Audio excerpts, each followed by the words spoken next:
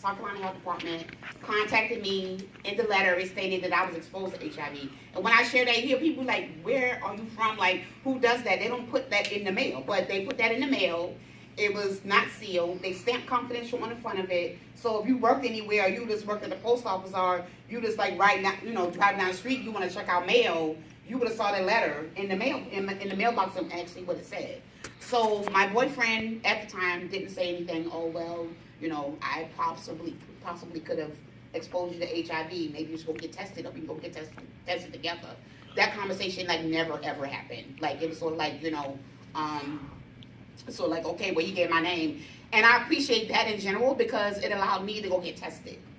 Because if I would never got that letter, I would have went on through life like it was nothing, and probably with the stories that people sometimes hear about being in a hospital and you being diagnosed with not even HIV, that you actually having AIDS. So I'm thankful that I did get the letter in the mail, but the conversation never happened.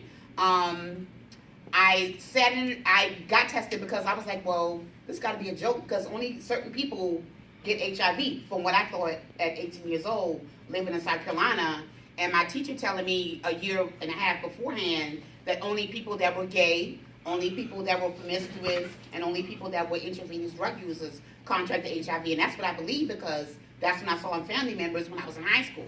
An uncle that was gay that lived in New Jersey, an uncle that was a heroin addict that loved to shoot dope, and a cousin that was promiscuous. And they all contracted HIV, or some of them, actually, by the time I found out, wasn't even HIV, it was actually AIDS, so they were dealing with actually being in the hospital in and out with AIDS complications.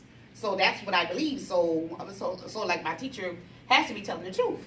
So I went in and got tested. Back then it took 2 weeks to get your test results. When I went back to go get tested, my nurse called me because I did a anonymous test, that they gave me a code that I didn't give my name. So they did an anonymous test. I went back 2 weeks later. She's filing papers while she's giving my test results, and she goes, "Oh, you positive." So my little crazy behind, I'm like, okay, I got a class in like 45 minutes on campus, and I need to get back to class. This lady, she's in here playing, talk about, "Oh, I'm positive," because I thought she was telling me, "Oh, I'm positive that you can go."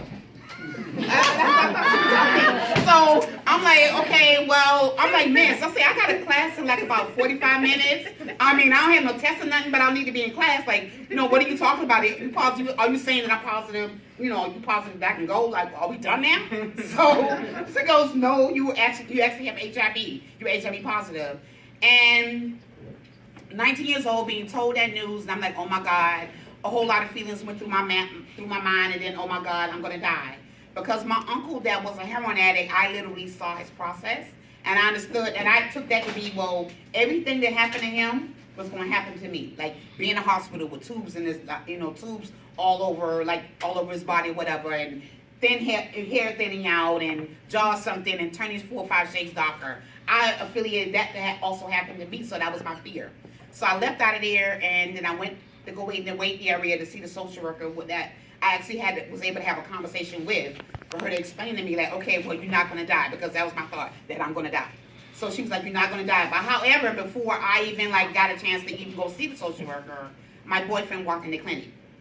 And he never knew that I figured out that he came in to get his test results that same day. But he lied up until the time that he died that he even had HIV. So it sort of ended like that, well, him not even being able to let out his truth. And I didn't want to actually be with anyone like that, because my thought process, if you're lying about something like this, what else are you going to lie about? So, but, I left him or whatever. He's now deceased. He did get married, he had kids. I have no idea how his wife and kids are doing, but